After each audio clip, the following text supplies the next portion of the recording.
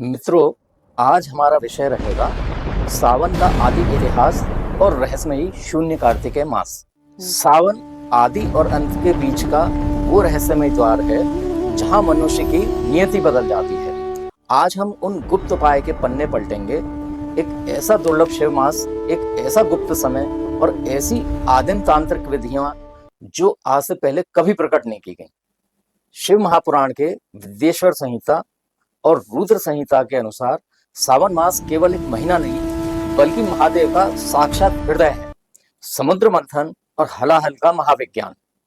इतिहास गवाह है कि सावन मास में ही समुद्र मंथन से ब्रह्मांड का सबसे भयंकर विष हलाहल निकला था। उस विष की अग्नि से पूरी सृष्टि जलने लगी थी। तब महादेव ने सृष्टि की रक्षा के लिए उस विष को अपने कंठ में धारण किया। विष की तीव्रता यानी जलन को शांत करने के लिए सभी देवताओं ने उन पर गंगा जल और शीतल जल की वर्षा की। यही कारण है कि सावन में जल अभिषेक का अनंत महत्व है। जो इस मास में शिव जी को जल अर्पित करता है, महादेव उसके जीवन के सारे विष यानी कष्ट स्वयं पी जाते हैं। सावन का महत्व इसलिए और भी अधिक हो जाता है क्योंकि इस माह में मां पार्वती और महादेव का विवाह निश्चित हुआ था। इसलिए ये मास सोए हुए भाग्य को जगाने और मनचाहा वरदान पाने के लिए अचूक माना जाता है। जी हाँ, इस वर्ष 2026 में सावन मास की शुरुआत 30 जुलाई 2026 अर्थात गुरुवार से हो रही है और इसका समापन 28 अगस्त 2026 अर्थात शुक्रवार को भाद्रपद की शुरुआत के साथ होगा। शिव महापुराण के कोटि रुद्र संहिता और शतरुद्र संहिता से श्री चक्र के गुरुओं द्वारा इन उपायों का सरलीकरण किया गया है ताकि आप इसे आसानी से कर सकें, क्योंकि इनके पीछे का विज्ञान और प्रभाव बेहद अचूक है। तो चलिए अब हम बात करते हैं अति प्राचीन पारद अक्षत क्रिया के बारे में। अगर आपका व्यापार ठप हो गया है, नौकरी नहीं मिल रही है, प्रमोशन रुक गया है, धन हानि, पैसे की तंगी, करियर और व्यापार में रुकावट के लिए पारद अक्षत क्रिया, आप इसका बताइए कि किस तरीके से इसका उपयोग करें। इसका दुर्लभ उपाय है सावन के किसी भी मंगलवार या सोमवार को अक्षत अर्थात साबुत चावल जो टूटे ना हो उनको लें। उन चावलों को कपूर के तेल में भिगो लें।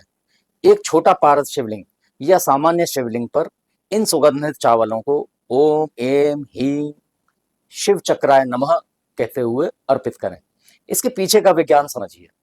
कपूर मानसिक चेतना को तीव्र करता है और अक्षत अखंड लक्ष्मी का प्रतीक है।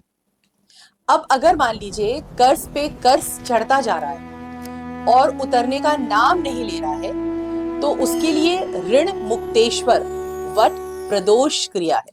इसका उपाय है सावन के महीने में पड़ने वाले प्रदोष काल अर्थात सूर्यास्त के समय किसी वट वृक्ष अर्थात बरगद के पेड़ के नीचे जाएं, जहां नीचे मिट्टी में छोटा सा पार्थिव अर्थात मिट्टी का शिवलिंग बनाएं। उस शिवलिंग पर पीली सरसों और शहद चढ़ाएं।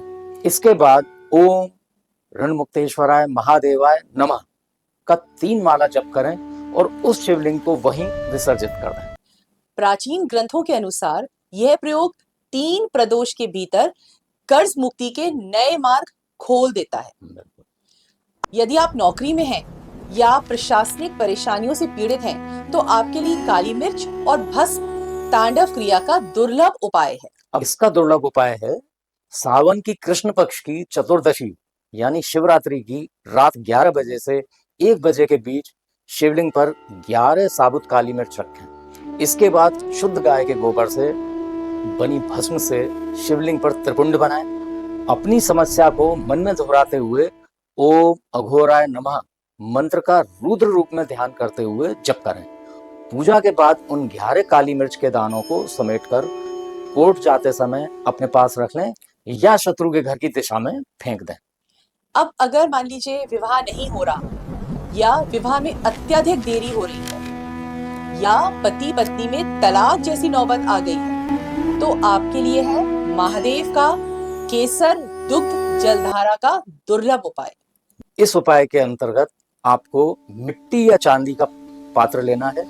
उसमें कच्चा दूध, गंगा जल और असली कश्मीरी केसर मिलाएं। सावन के प्रत्येक सोमवार को इस मिश्रण की पतली धार शिवलिंग पर चढ़ाते हुए ओम नमः शिवाय, उमा महेश्वराभ्याम नमः का जप करें। इसके साथ ही 11 बेलपत्र पर चंदन से राम लिखकर अर्पित करें। सावन की महा रहस्यमय दैनिक दिनचर्या और गुप्त शून्य ध्यान साधना विधि, इस ब्रह्मांडीय ऊर्जा के बारे में हम बात करेंगे भाग 2 में। जी हाँ। बहुत खुशी होती है मित्रों ये देखकर कि आप हमारे चैनल को बहुत ज्यादा पसंद कर रहे हैं। जी, उसमें दिया हुआ ज्ञान, उपाय और समाधान आपके मार्गदर्शक साबित हो रहे हैं। इसी तरह आप हमारे चैनल को लाइक करते रहें, सब्सक्राइब करते रहें और ज्यादा से ज्यादा लोगों तक पहुंचाते रहें। श्री चक्र साधना चैनल का यही उद्देश्य है कि हर आम व्यक्ति की हर समस्या का निराकरण हो। राम राम। राम राम।